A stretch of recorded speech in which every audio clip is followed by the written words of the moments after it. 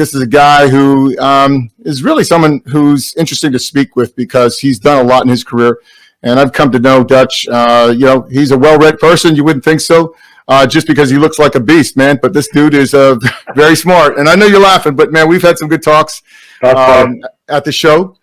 But that, when I first met you, that was at the ADS show, and I really liked the fact that you were not a pretentious person. And there's a lot of people who are at those ADS shows who are just kind of condescending, and you just have a chill attitude. And I like that a lot about you.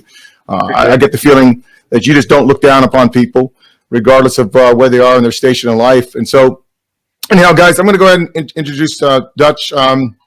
He's got a 31-year career, retired as a sergeant major in the Army, and he was basically 26 years of those was with Special Operations Command. And, he's a JSOC operator.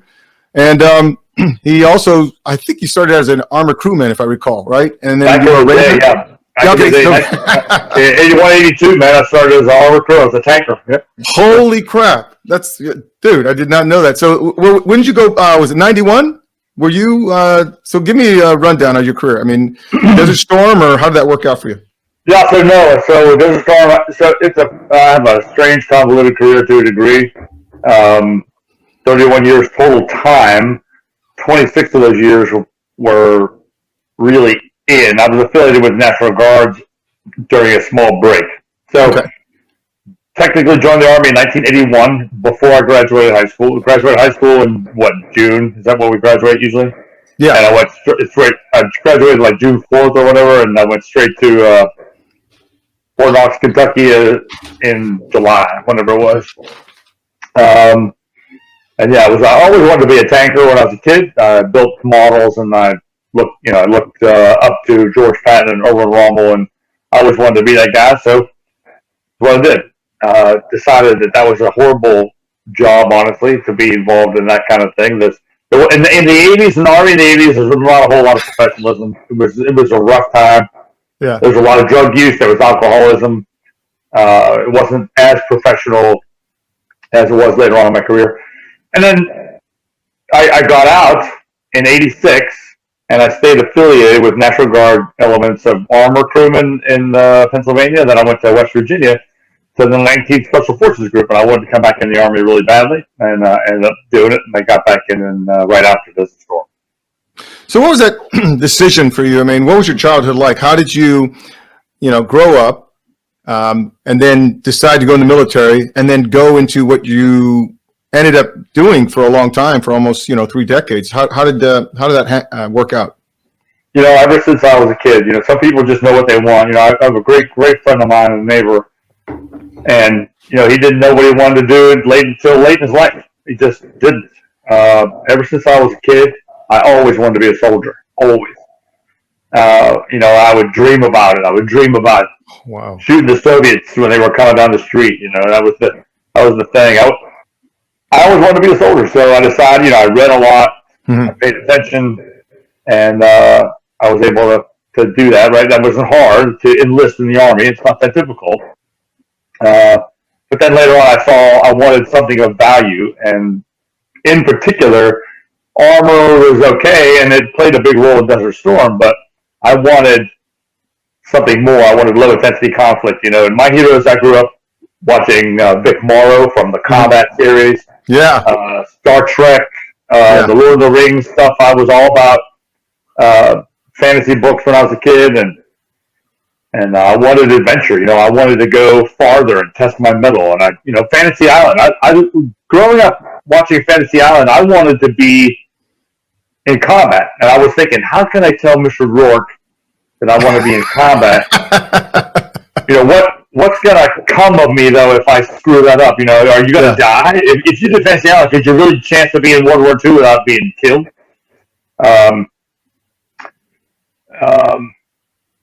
And, again, so in the 80s, the not-so-professional regular Army, the vanilla Army, I didn't really know much about elite infantry, light infantry. I didn't know anything about special forces. But when I got out, then I just started kicking in. So I kind of waited, too late. I was late in doing it, but in the end, so I started putting weight on my back, and I started ruck marching. I got a job as a bartender So I would road march to work and road march back. Yeah. So I started, I went and jumped out of an airplane. So I figured, all right, I'm going to do this in the Army anyway. Let me try to do this. And then I went and got my Scuba Schools International open water diver certification up in Lake Erie. So I wanted to prep these things. I'm like, I'm going to do this. And when I did join the Army again, they told me that was going to be 11 X-ray, which was going to be, I was 11 Mike. They told me I was going to be mechanized, and I said, no, I don't want that. Yeah. Right. I found a way to get a Ranger contract, and with the Ranger Battalion 175, and then from there I went up to Jason. So, I mean, did you have encouragement as you were, trying to do this? Did your mom or dad support you? Did you have a circle of friends, or, you find some people, like me. I mean, I had about 5 or 6 kids that followed my brother into the Marine Corps, and they all did, and they got out and lived their life. But did you have encouragement from your parents? Some people don't like that at all. Yeah. My mom and dad are patriots, and my dad, I would call him a plugger. He's constantly working, doing something. My mother's the probably more spirited of the two, and I think I have a great mix of both of them. But service over self has always been a theme. Growing up in a hardworking, blue-collar Pennsylvania life. I was born in California, but grew up in Pennsylvania all my life. Really? Where were you born in California? I lived there 40 years, man. Canoga Park. LA. Oh, yeah? Yeah. We lived in Stevie Valley. It's I know where that is. It wasn't Stevie Valley then. It's Stevie Valley now. Hearst Avenue, 3508 Hearst Avenue. Holy crap! You remember that, man? Yeah, I grew up. I just looked it up. Yeah, I remember apple orchards and pear trees and cherry orchards. In fact, they cut down the last cherry orchard. I just remember playing in those trees and throwing rocks at kids and building forts and stuff. And now it's like gone. It's all Facebook and the kids. Oh yeah. Do you remember the fires up on the hills? Oh yeah. Oh yeah. That was one of my big memories is seeing the fire up on the mountains.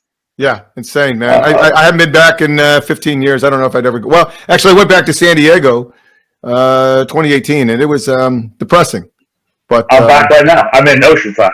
Oh, you all right now? Yeah, I know exactly where that is. San Diego, when it was just, bus stations and, prostitutes and whatever. And it's really cleaned up and changed a lot, downtown San Diego. But Oceanside, too, where a lot of guys go surf and do whatever. But I came to work with a group of guys out here at Pacific West Academy, and then I'm going to have an open enrollment on the 1st and 2nd of May. So that's why I'm here. Well, let's talk about your training, man. So you got your company, right? Dutch Chris Moyer Consulting. So interesting. So tell our audience what you do or what you offer and how can they find you? Yeah, so I would love to say that DCM Consulting, which is me, is bringing tactics to your practice with shooting. There's another guy who has an acronym called TAPS. That's not me, but we work really well together. Matter of fact, it's Pat McNamara. I'm working with him again here in a couple of weeks. Yeah. But what we do, what I like to say I think everything comes under the banner of leadership. And so when I grab some people together and I say, hey, let's do the evolutionary gunfighter series of work this weekend, whatever. So we just go over, whether it's pistol or it's rifle, we go over a series of kit setup, right? You go do kit setup evaluations, zeroing the rifle, zero theory, zeroing the pistol, and go through some evaluations, and then we start getting into the meat and potatoes, so we can do up drills, we get into drills itself, movement, stress inoculation, and then have a real good time throughout the whole event. But that's so open enrollment right now is I've just sort of started that. I have a brand new website. Mm-hmm. It was just finished just a couple of weeks ago. Sweet. I'll put that in the notes in the YouTube video notes so people can find you. I'm on IG, but guess what? As of just this very morning, IG just booted me. So you can't find me on IG right now. We're hoping 24 hours for reinstatement. I think it was a security issue. I'm not positive. So if that's the case, then I'll be lucky and it'll be fine. But this is the second go round with IG. I already got booted off IG once because someone else told IG that we were pretending to be them, which was right. They're the actual, and they're actual 8 or something like that. I saw that. That's why I changed my name to DCM Consulting Actual on the IG. No, that confused me, man. And I was searching for you to tag you, and I popped up. And I got locked out last night, and I was freaking out. I was like, holy crap, man. You know, I got all these guests lined up. So hopefully you can, get locked back in, get back in. But I'm 24 hours. I'm open. So, I mean, training, that's really good that you're able to do that. And I know you got a lot of, background in training. You've got climbing experience, driving, shooting, etc. So it's kind of hard out there because, there's such an industry built around, which is visuals, impressing people with an Instagram video for 60 seconds. That doesn't really contextualize anything, doesn't really tell you about that person, whether they're an honest person, a good person, or a credible instructor, because you're just getting a snippet. But so it is kind of hard. I mean, what do you think about the industry, and where do you think the industry is going? I mean, well, it's interesting. I think that's a great question because I think it's getting even more saturated right now. And I tell people, if I can't fight right now, I want to train. If I can't train, I want to mentor. And if I can't mentor, I want to, lift weights, drink, whatever. But the industry right now, I think, is getting full of people. And there are, just the other day, you may have seen some of this or not, Mr. Byron Rogers and Mike from Knockout Lights both were entertaining. There was a guy, he's from Detroit or something, I don't know who he was, Dave something or other, and he's putting out very interesting information, and both of those guys were saying, hey, don't learn from a guy like this. There are people out there that will, this is what, and dude, Mike, I talked about this before, the trusted agent type of mindset, trusted agent. Who are those people? Who can, how do we know who they are? How do we get them, to talk to them and see who they are? That's a challenge for people without a doubt, but I think that if you do your homework, and I know you said it's hard to maybe translate a training philosophy in a 10-second or 60-second or 30-second video, but there are ways we can put it out there.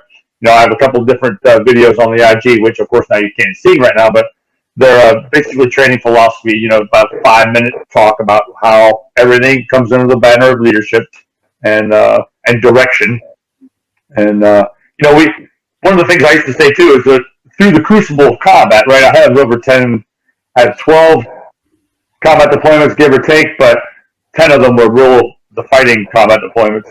Yeah. And, that's a lot of hits, man. I say over 1,000 hits, and that's probably right. Against armed enemies and boring ones too, boring hits as well. But, we want, everything evolved. When I was a young man in the Rangers, and we did up drills, for instance, right? You go bang bang, quit, bang bang, quit. No third sight picture, no take a look around, no communications, and then what happened is you developed a poor muscle memory, right? And so when I'm on the line now talking to these guys, I want to build, and women, I want to build good muscle memory, and that's all about leadership. We can go out there and go bang, bang, bang all we want, but what are we doing? We're just pulling the trigger and shooting, and wasting $1 every time you pull the trigger, or are we doing something with it? There's the reason and the why behind everything. It should be. Yeah, absolutely. I think that's important that we get that message out there to people who are looking for credible instructors, because there are a lot of great guys and they shoot really, really well, but there are a lot of guys who haven't made contact, and that is different entirely because you've got all these thoughts going through your mind. I think I was listening to maybe it was the YouTube one with Tony Blauer. I think you were talking about some of just the mentals going through your mind, and I it was funny because Tony was it Tony Blauer? Is that who it was? Yes, Tony Blauer, yes, sir. And I remember that going on missions, and I would have to take a big dump and piss all the time. 5 minutes before you roll out. Now, does anyone want to know that? No, nobody cares about that, but that's the reality. Because sometimes it's just kind of like, you know what? I don't have a good feeling, and your body needs to dump all that crap out of you so you can focus on, what's down there. And then when you do make contact or whatever it may be, you have to be in the right headspace. And if you're not, you still have to lean on your training. And I think, if I were telling people, you got 5 bronze stars, you've got a couple others with Valor.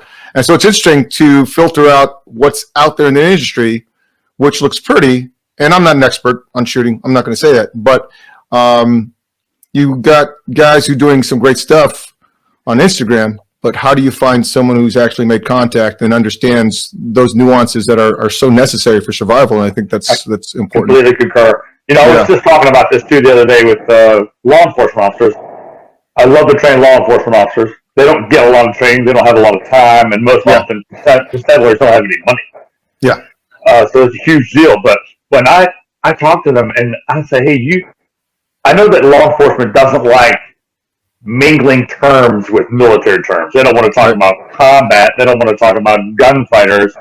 But it's the same thing. It's just in a different environment. You're still negotiating with a possible enemy, possible perp, and you're talking to him, and then sometimes you're going to have to pull that pistol and go to work. Situational awareness, spatial awareness.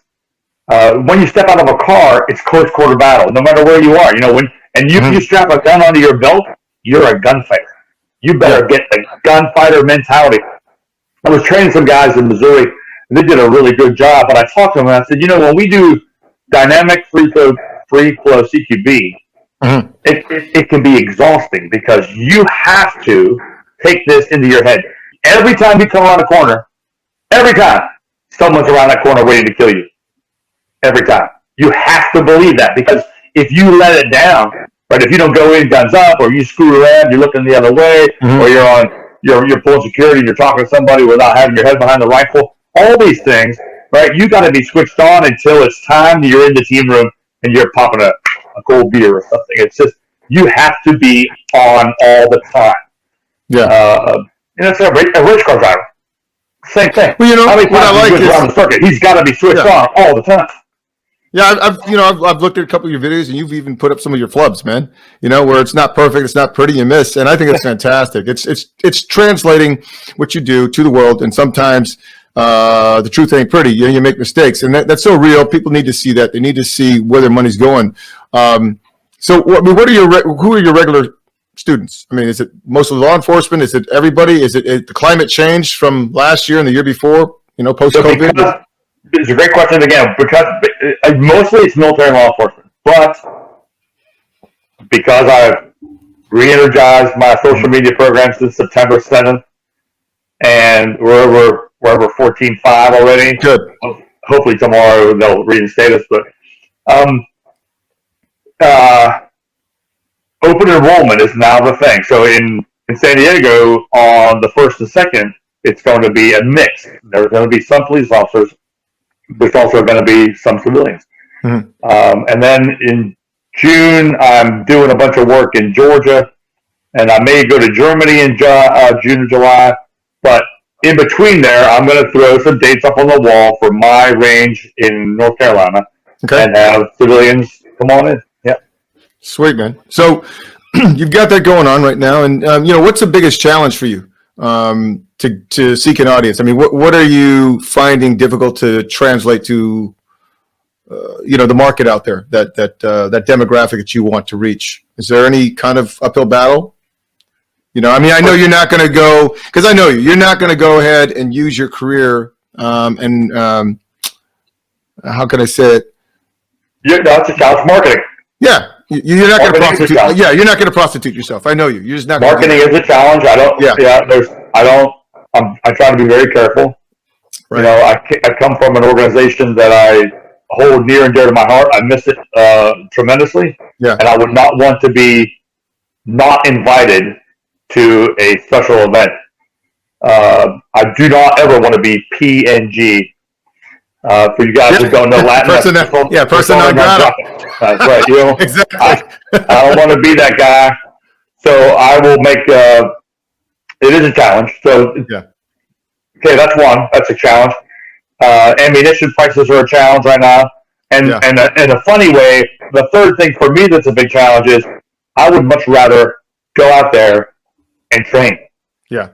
I want somebody else to be the operations sergeant major and tell me, yeah, hey Dutch, you're going to Missouri. Hey, you're going to. Okay, good. I'm just gonna go. Yeah. But I find I have to do all this myself, and it can be it can be a little taxing.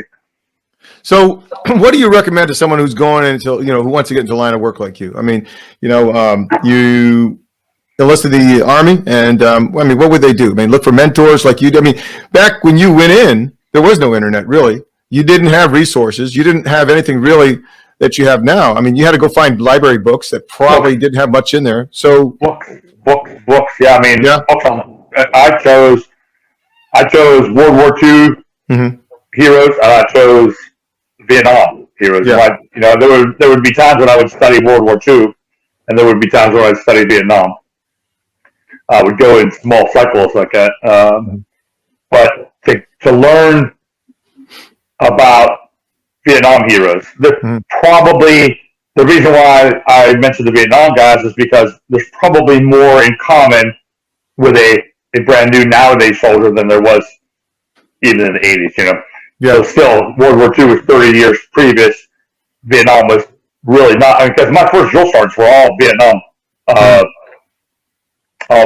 combat infantry guys. I mean, all 25th ID, Big Red 1. It was very interesting. 101st Airborne. That must have been intense for the training and the experience you got from them, the knowledge base they had, the knowledge they dropped in comparison. I mean, and obviously with, post 9/11 was interesting, but there was that gap where there was really not a lot of, knowledge sharing, which is as rich and deep, right? I would think. Knowledge sharing was deep, but I think the biggest impact was absolutely no holds barred. There was it was almost a brown boot army. It was you served, so but it was beds could go out the window. Oh yeah. Fire guard was there for a reason because you could smoke in the barracks. They had a butt can. I mean, it was a different army for sure. Physical. Yeah, put their hands on you all the time. All the time. Yeah, I remember that. I went in '86, and I'll tell you, I got hit over the head with the butt of a rifle. And I tried to throw a guy out the window. This is a long story, but a week before graduation, I just hated this guy. And I tell you, I grabbed him by the collar. I actually tried to throw him off the third deck. And the DI hit me over the head with a rifle. He said, "Kurcina, have you lost your effing mind? Have you lost your effing mind?" And I had to stop for a minute. I was looking at him like, holy cow, I almost threw a guy out the window, third floor. And, it was necessary. I appreciate what he did. But there were some great people out there. And, it's important for a young guy to have role models and find guys like you who are, mentors and will support them. So, go ahead. Yeah, so right now, I have had easily 20 guys come to me and talk. I'll give information for free. But guys will ask me questions, and if I do a class with those military guys, which I just did 10th Mountain recently, and I'm doing a special assistance brigade coming up, but I tell them, I said, look, you can reach me here. You got questions? Ask me, because I want to help. Yeah. And I've been on the phone for hours. A guy, what do I need to do to get into the battalion? What do I need to do to get through SFAS? What do I need to do to, can you give me a reading list of books? Yes. And on our website, we're going to have a reading list of books. That's something new coming up. We just recently changed some of the stuff on the website because I want to make things that are specific to law enforcement rather than military, because I know, again, like they don't want to mix terms. But role models for sure.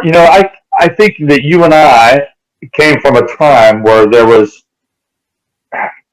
good manly role models. Sure. Even still on television, whether it was James Arness or Jim Rockford or William Shatner from James T. Kirk.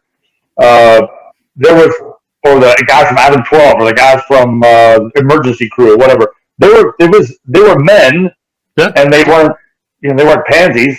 No, not at all. Well, I'll tell you something that I just heard the other day. So we just got done training some guys from 10th Mountain, and they did very well. Yeah. And two of them were standouts, and I talked to them. I said, you need to think about going somewhere else. And they were also former drill sergeants. and they were saying that some of the challenges that they have right now are 18, 19-year-olds breaking their hips in road marches because they have the bone density of a 53-year-old woman. It's terrible, man. Because all they're doing is sitting around and doing this. Kids aren't outside. They're not putting stress on their bones, stress on their bodies. They're not doing strength training. They're not playing football, and they're seeing it. And it's a dangerous time for all of us, I think, right now. No, I mean, I tell you, it's fascinating to find people who are just so motivated. You're like me, you went out and played in the woods, and you swam in the ocean, and you did stuff. You stayed busy. You didn't have an iPhone, so it's kind of crippling for a lot of people. Very interesting. But I mean, what motivates you in the morning? I mean, what motivates you to get up and work every day, even when you're having a bad day? Personally, every day I get up and I thank God that I can walk the planet. Yeah, amen. I am blessed and able to walk the planet every day. I can get out of this bed or the other bed I'm in North Carolina. I am thankful that I can get up and go places. I have had 4 back surgeries. Yeah, I just finished a 3-level spinal surgery in my lower back, and I'm only like 120 days, 130 days away from the surgery. I understand how difficult it is. I get it. I've been blown up. I've had my neck broken. I've had cancer. Every day I thank God I can get up. And what motivates me though, what motivates me is that I have to make a difference. I can't possibly not do something. I don't know. I just heard somebody talking about this the other day. I wish I could remember who it was. I am never going to be, I don't believe. I don't like to say always and never. I think those are bad words. But I do not believe anytime soon, certainly, that I'm just going to make some money by earning 20% while I sit on the beach. It's not in my DNA. I just can't do it. I was just going to ask you that. Man, I just gotta go. And oh, by the way, if I had this skill, and how can I give back? If I can't give back, what good am I? Jordan Peterson said this the other day. I was watching something Jordan Peterson said, and he got quite emotional talking about it. He said every day people come up to him and say, "You made a difference, and now I'm following some of your advice, and now it's made a difference to me, and I want to thank you for that." The other day, I put it on IG. I got a note from a guy who was in Department of Homeland Security, and he said, "I just want to thank you," and that's good for me right there. That's huge for me, and if one of my peers is running actually the other day, one of my peers asked me if I could help him with a CQB course, and that right there, if I can do those 2 things, if I can affect a young man's life, and he's that grateful that he can tell me about it, that's number 1. Number 2, if one of my peers that I miss so much that I want to fight, I still want to fight. And if he gives me the compliment that says, "If you could come help me, I'm a happy fellow, bro." That's awesome. If I get to the gym, if I can stay motivated, if I can make a difference, that's what. Was that something that you had to tackle, with separation from the service? I mean, some people do. I mean, it sounds to me like you just had a seamless transition and went okay. Or were there some struggles for you to separate? I mean, a lot of people, their whole being is, this is what I was, and no more. I mean, how about for you? You damn right. I still do. I'm sure I do. I think because that tribe that I was part of, to me, was the best days of my life. Even the days that I had, that I held my buddy Brian in my lap and intubated him, and his blood was all over my legs. Even when we meet together in Arlington to say goodbye to someone. Yeah.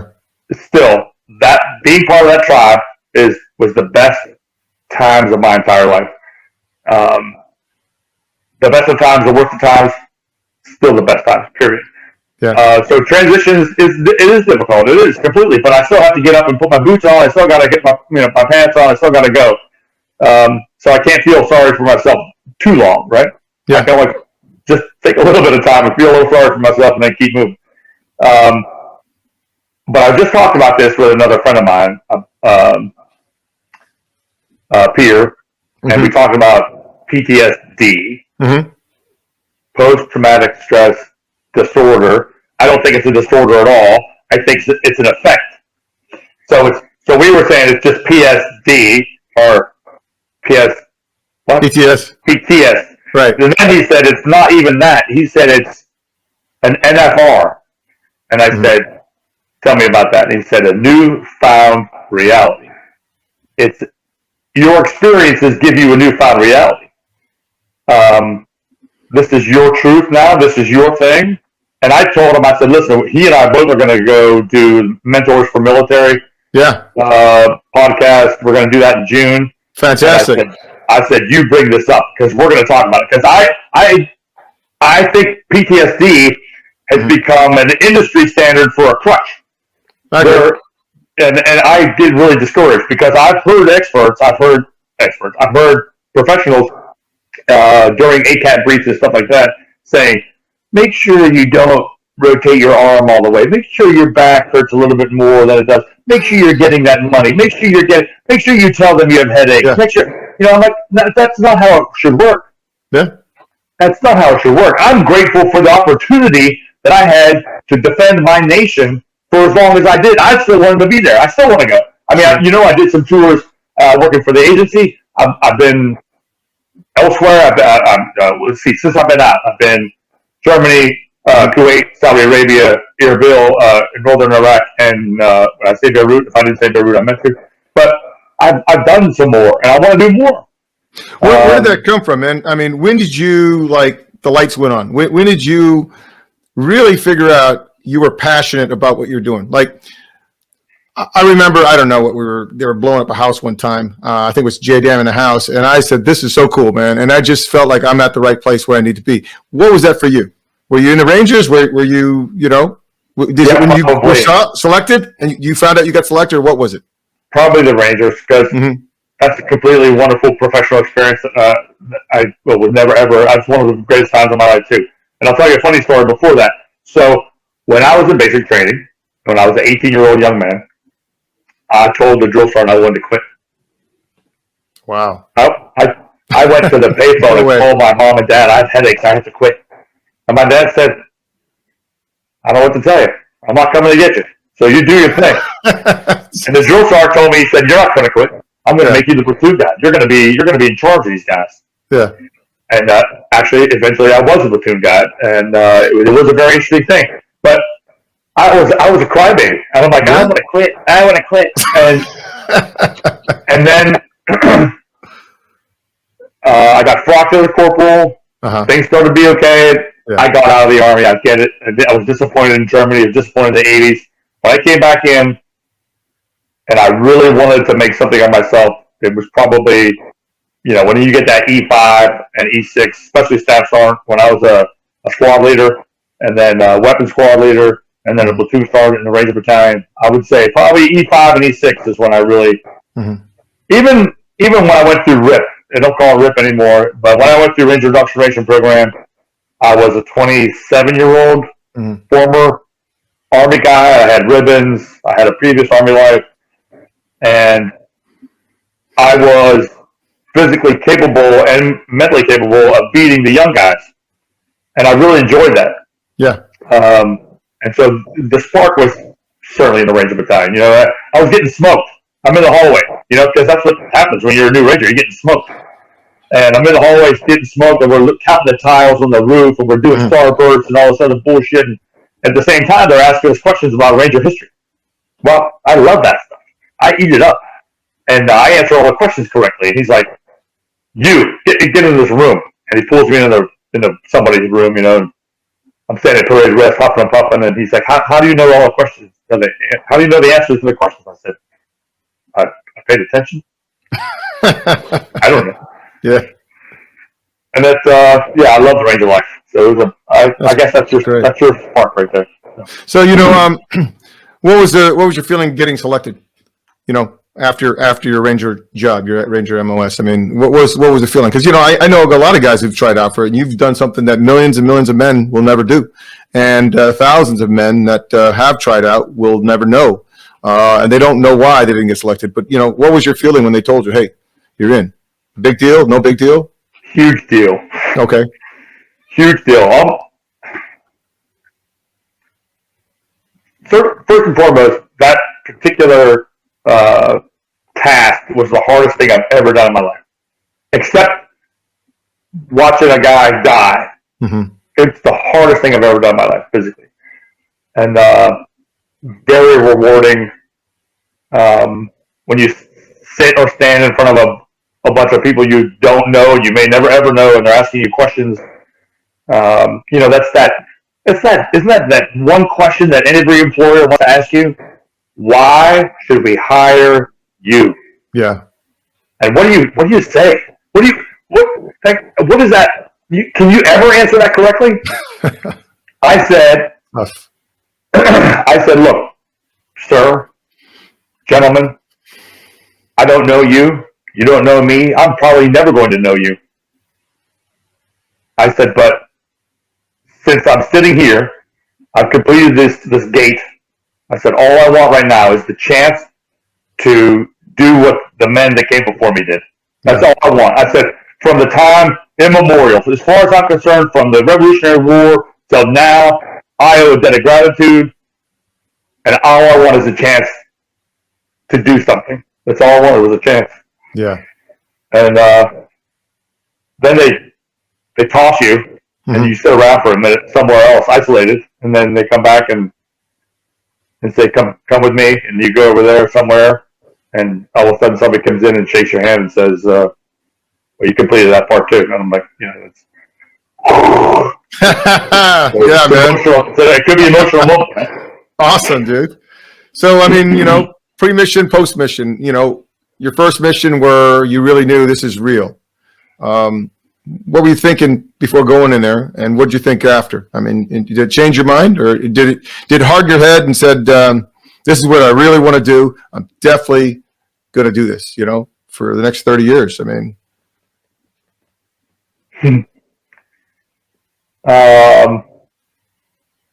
So when the towers came down. Okay. Right. Hollywood and some special forces guys will tell you that the horse soldiers were the first to fight back, right? Yeah. That's okay. That's all right. Fascinating. Somebody else did it first. Mm-hmm. It was, we launched from outside of Jazz Masira in Oman, and it was the longest air assault raid in history of warfare. And I was scared. Damn right I was scared. Mission prep, we thought I had it all good. The mission prep, I'm good. And I forgot something. I was like, hey, I need to go to the bathroom real quick. And I had to run downstairs and grab something that I needed for the mission. I'm like, what a dick. So I was jazzed up nervous. Yeah. But then on the aircraft itself, I had stuff to do. I wasn't really worried about much on the airplane. So pre-mission, you got a little pre-mission jitters, and I forgot one item, right, which I was able to recover. Mm-hmm. On the flight, pissed like 3 times. Hydration and nervousness, I'm sure, both. Yeah. But as we're doing nap of the earth, right? So those people don't know what nap of the earth is. It's as low as aircraft can go, right? It doesn't allow gunners on the ground to fix upon an aircraft's position long enough for them to get a good shot on. But I'm looking at the back of MH-47, and it's all with your night vision on. It's all green. Now it's white phosphorus, but it wasn't then. And there's a gun truck on the top of this mound, and it's shooting, right? And I can see the tracers. I'm like, oh, it's fucking real, bro. It's real now. Yeah. That's just real. But yeah, it was, and then post-mission, of course, it was, we did exactly what we needed to do. Mm-hmm. Nobody was wounded and or killed. Mm-hmm. So post-mission, very happy about all that, of course. But yeah, later on, it became an everyday event. So I wasn't. Every once in a while, though, you get something you kind of this spidey sense or whatever you want to call it. I remember one of my mates said, "Hey, I feel crappy about this. You feel it?" I don't think. No, I didn't. It turned out to be mundane. It was no big deal. But there's other times when you thought, yeah, you're on the way home, and next thing you know, you get ambushed. So That's I tell you what, I'm gonna write a book. It's not gonna be what everybody thinks, Mm-hmm. and I'm not gonna reveal it yet. I tell you, this is the first time I'll reveal this to anybody. I was gonna put it on IG, but I don't know, Mm-hmm. my IG's shut down right now. But you know who David Limbaugh is? Mm-hmm. Rush Limbaugh's brother. Yeah. I met with him recently, and he likes my idea, and he wants me to write an executive summary and then push it to him so he can help me. So I'm not going to waste that opportunity. Yeah. But one of the things I want to talk about is rule number one: whether you have been or haven't been, you need to act like you've been there before. If you can act like you've been there before, it's kind of reminiscent of Rudyard Kipling, Mm-hmm. and if you can keep your head when everyone else loses theirs, right, you'll be a man, my son. So if you can just act like you've been there before, just slow down, use battlefield patience, situational and spatial awareness, Mm-hmm. relax, and then go from there. That's one of the things. So it's just, you got to react, and you can't game it. You just can't game it. You're just going to have to react, rely on good training. Yeah, and again, when you talk about this thing, you damn sure have to have stress inoculation in your training. Otherwise, it's no good. Like this guy in Columbus the other day. None of these situations are any good, right? And this law enforcement officer has to move his body around so he knows what's in front of him, what's behind the target before he fires his weapon. And so nobody else can get hurt. At the same time, he's got like 17 seconds to make a decision on what all this is going on. And then he sees the weapon, and then he's got to react. I mean, that was interesting. But, very. I mean, everyone can dissect it. Everyone can take a video and slow it down and say, "Hey, he shouldn't have done this during this time," and he should have done this. And yeah, you can break down that video all you want, man. But the fact is, that person did what they needed to do at that time, based off the information they received in their training. Yeah. Even if he was gaming it all the way, so he gets intel. So we all get intel. Yeah. You've been on the mission before. You get intel. Somebody says this is here, this personality is there, and these things are around there. But that never goes the way it's supposed to. It rarely goes the way it's supposed to. Always and never, right? Bad words. But it very rarely goes the way it's briefed. Mm-hmm.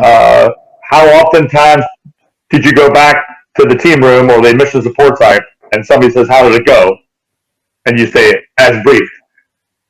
Very rarely, as briefed. But if you can keep your head, mm-hmm. be calm, analyze, it's all part of that's it. So are you a religious guy or a spiritual guy? I mean, your belief system, is that something you want to talk about? And how does that tie into the kind of person you were serving? So you find that some people, there's that great scene. I know you don't like the movie as much as I do, which is A Thin Red Line, right? And the young fella at the end of the movie is talking about, yeah, man, I'm going to have a great life. I'm going to have a good life. I've seen a lot of crap. And so how was that for you? I mean, did that make you more of a spiritual person, a believer, deeper in your faith? Whatever that might be. I was a believer before. Mm-hmm. Before I got shot at, I was a believer. Mm-hmm. Wow, that's a long answer. You know what I mean? That question. We don't have to unpack it if you don't want to unpack it, man. We can move on to something else. This is just a long answer. You could do a whole other hour. Oh, absolutely. On that, right? Because it's just. Well, I'll have to bring you back then. It's just so. There's a lot in there. Okay, so I tell you what, and I mentioned Mr. Peterson's name earlier, and I'll mention it again. He's got a very interesting response to when interviewers ask him, "Do you believe in God?" Mm-hmm. And through him, I've learned through Nietzsche. He mm-hmm. said, "There's only one Christian, and that's Christ Himself. The rest of us are trying to be, or and failing all the time." Yeah, it's a great line. It's just really hard. So Peterson says he doesn't even like answering the question because it's just so difficult to unpack. But the one thing he does say is, I try to live my life like there is a God.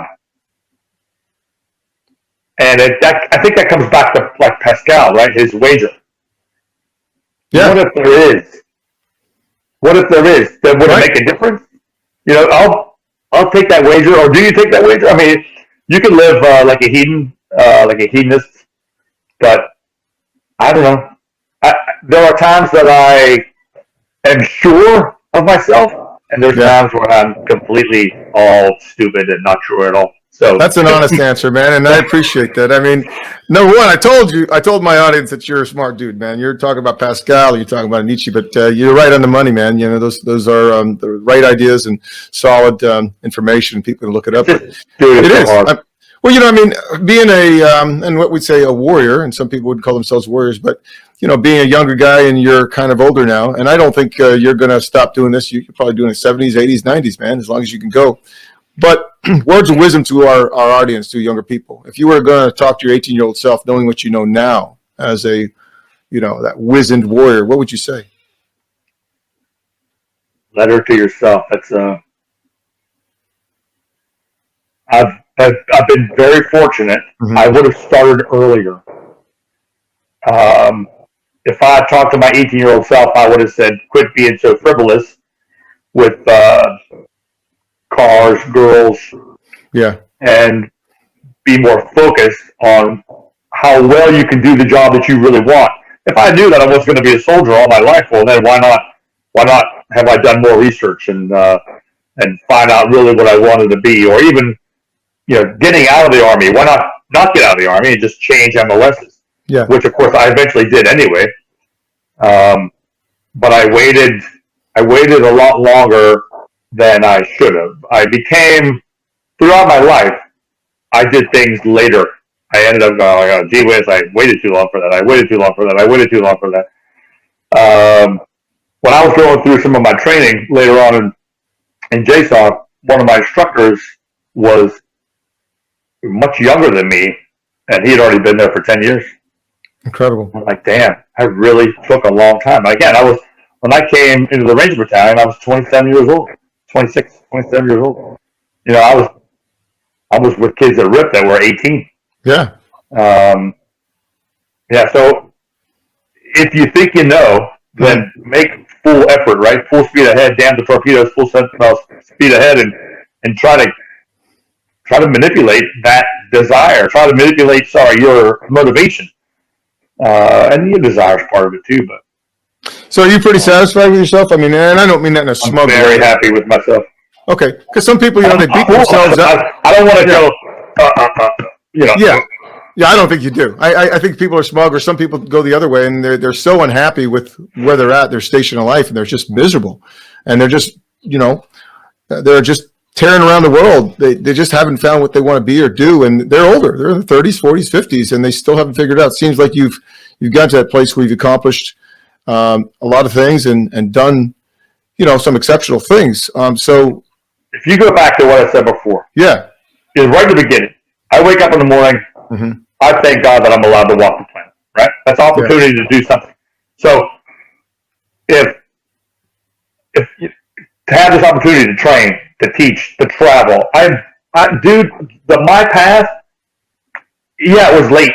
Sure, it was late, and I probably should have started earlier. But maybe it wasn't meant to be. Maybe it wasn't supposed to be that way. I don't even know. You're not going to get these answers to these questions anytime soon, unless I get hit by a bus.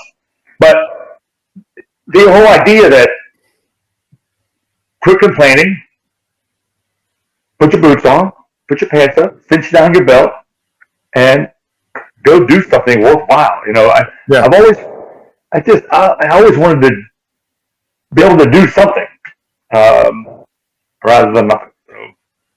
So, that makes any sense. I'm rambling now. So, well, okay, you know, I mean, we talk about the gunfighter, you know, the rider, the wild man, the monk. I mean, you know, the man of action. That's you, right? And that's like the wild man of emotion. I mean, that's not someone who's just a wild person, but someone who can have control over their being, you know, have a good sense of their emotions, and yet let it not affect their life so much so that they're blinded, you know, by bad relationships or whatever or they just got a temper. But you're writing a book, which is the man of intellect, which I love, and the man of spirit, and I think you encompass that, and that's why we brought you on the show, just to talk to interesting people. So let me ask you. I really like what you're doing, so keep doing it. Appreciate it, man. The whole man's a pretty new idea, right? Yeah, the whole man. I wanted to get away from Spot-Up per se. I want to get away from Spot-Up because we're doing a lot of tactical. We're still going to do it. We're going to do the gear reviews and all that stuff. But I want to do Project Whole Man. I'll talk to anyone. I'll talk to a vegan. I'll talk to a tailor. I'll talk to a janitor, or I'll talk to janitors or special forces dude. I mean, it doesn't really matter. Everybody has a story. Everyone has, exactly. I want to talk to people who are helping other guys get a little more whole, because I've got bad days too. I've got days where I've got days every day when I'm introspective, but I can always learn. So let me ask you, man, what's your best tip for making the world a better place, man? What's your tip? My best tip to make the world a better place. Wow. Longer answer for me anyway. Yeah, man, go for it. Mind your business. Yeah. Do something to help the community. Your tribe, right? Be a part of a tribe. Be part of something. Something better than self. Yeah. But yeah, mind your business, man. Lose the idolatry. Okay. The mask. Take the mask off, and now you can say literally take the mask off. This whole COVID thing, we could go off into a whole another tangent. Don't get me started, man. We could. Oh man. Yeah, we could. So, yeah, I think pay less attention to this. Pay more attention to what's around you, right? I love the idea of spatial awareness. We talk about it in class. I want people to be able to see, not so much tunnel vision onto their target, right? But if this dude way over here, is shooting a piece of wood, right? He missed so badly, he hits a piece of wood and it flies away. That guy, you should be able to see that, not pay attention to it, but see it. And going back to, everyone has a story. So I talked about this the other day on IG. Due process. Yeah. Due process. This thing also is a killer when people see that 5 second video. 5 seconds. Bam. Yeah. They're making all their adjustments on 5 seconds. Stop. Ceasefire. Due process. Give everyone due process, because everyone has a story. Act like you've been there before and mind your damn business. Yeah. Good words, man.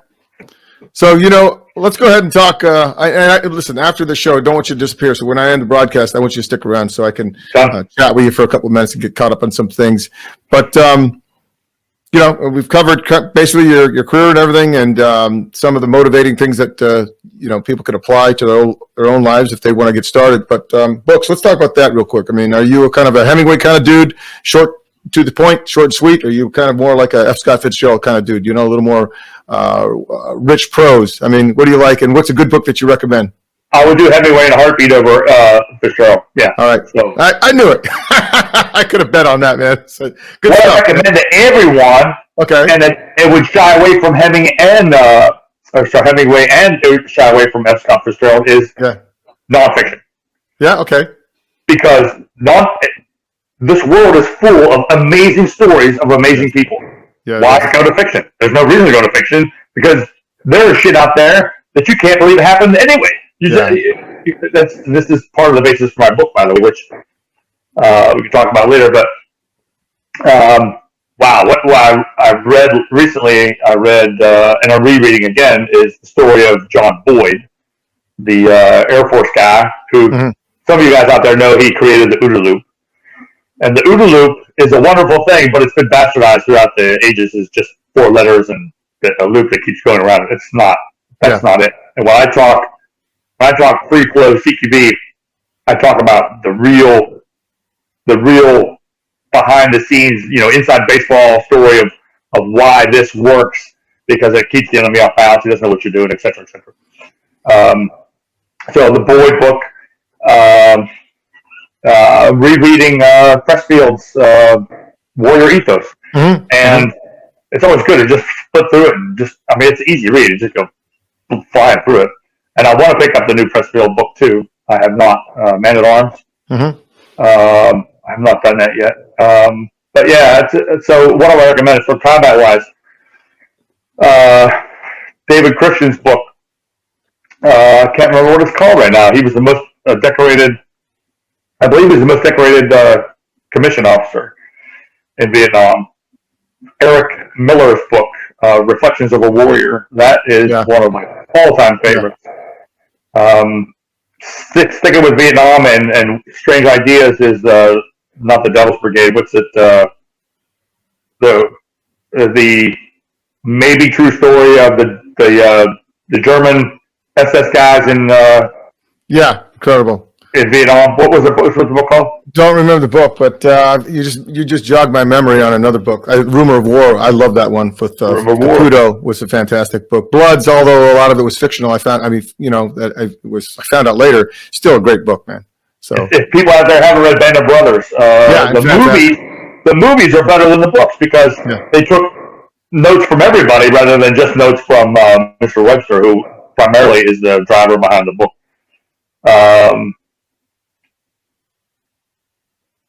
Good stuff. If you're a soldier, or if you're a Marine, Airman, Coast Guardsman, whatever, On Killing and On Combat by Grossman. Yeah. Those are essentials. Other stuff that's essential, I think, too, is like the Guy Séger's The Forgotten Soldier. To really show you how horrible war is. You know, the end of the book, right, he comes home and his mother doesn't even recognize him. So that's how much he's changed. Physically and mentally, but the horrors of war. You think that people have it bad? No, you don't. When you read Guy Séger's Forgotten Soldier, then you'll realize, even my tours in Iraq weren't that bad. You ever read The Forever War with Joe Haldeman, science fiction book? No. Fantastic book. He was in Vietnam, but he wrote a science fiction book. It was about a guy who space traveled, and basically he'd been fighting wars over thousands and thousands of years. And every time he would come home, he would be young, right? He would be the same age, but everyone was gone. They're dead. He'd come back 200 years later, and so it was basically like he's... Was it time because of... he was traveling at the speed of light and coming back? Yeah, so when he came home, everyone he knew was gone. Civilization had changed, and that's what he said when he got home from Vietnam. That's exactly how he felt. No one understood him. He didn't understand anyone else. And the culture changed. So, they had... gay marriages, right, or gay relationships, homosexual relationships, on his missions, and there wasn't really any. I don't remember how people had birth, but the point being is he got home, and that was just that metaphor for how he didn't understand the culture. It had changed so much going to Vietnam, coming home, going on the street, and saying, "Wow, no one understands me, and I don't understand anyone else." Great book. He wrote "Forever War, Forever Peace" and another one. They're Hugo Nebula award-winning books. Great. To look at. But when are we going to hear about your book, man? Another year or two, or how long is that going to take you? Well, I can tell you that I haven't done step one or step two. Step one was meet a guy who can help me. Yeah. Step two is to write the executive summary and a table of contents and push it to him, and I have not done that. I've been on the road. I've been training. This is a perfect opportunity, actually, to start scribbling. Hey, man, I want a signed copy, so whenever it comes out, I'm going to promote that thing. And I want to sign copies. If that happens, I'll definitely do that for you. All right. Cool, man. So let's go back to your brand. So they can find you on Instagram as DCM Consulting Actual. Actual. Yeah. Right? DCM Consulting Actual on the IG and DutchChrisMoyer.com. Nice. How's that for some way out of... I didn't want to do that at all. Yeah. Buddy, it's an 18 X-ray program guy is helping me out doing the website. And he goes, how about we need to do a main name? I said, I don't want that. He goes, no, we want one. And he said, how about DutchChrisMoyer.com? I'm like, oh, that's weird, but okay. So that's me. Cool, man. All right, so I'm going to definitely check that out, and I'll put a link on my page to yours. So that'd be awesome. So it's so weird, man. I'm telling you, it's so weird. I'm not quite sure how to act. Yeah? Yeah, it's weird. Like I put that in the IG video the other day too. It's just weird. People are already asking me, I want a shirt, I want a hat, I want a shirt, I want a hat. I'm like, why? Who cares? I'm just a dude. No, And man, that's, people do care. It's kind of interesting. I think you get it, and it's just because you're a humble dude, man. I mean, I know people are going to hit you up and say that you did something to help them in life, and I know people watch this video, and I get letters from people every once in a while. It's fascinating. I know you do. I've seen them on the website. Yeah. But it's just, we just want to help people. That's all we really want to do. I mean, the world is so screwed up right now, and we need to fight back. We need to bring the fight to these people. Screw them. I mean, if they're going to shut down Facebook, I'm going to stay on Facebook until they kick me off. I'll post my stuff. Same If you don't like me, kick me off. But until then, I'm going to post my stuff and do the best I can. So, dude, man, I really appreciate you coming on the show. I want to have you back on. Asking me. Yeah, man. We've been talking about this for a while, but now this thing going on. This is badass. So this is good. Yeah, sweet, man. So definitely don't sign off. I'm going to end the show now, and let's chat right after the show. Thanks, guys, for listening, and follow Dutch, man. He's the guy to follow. Take care.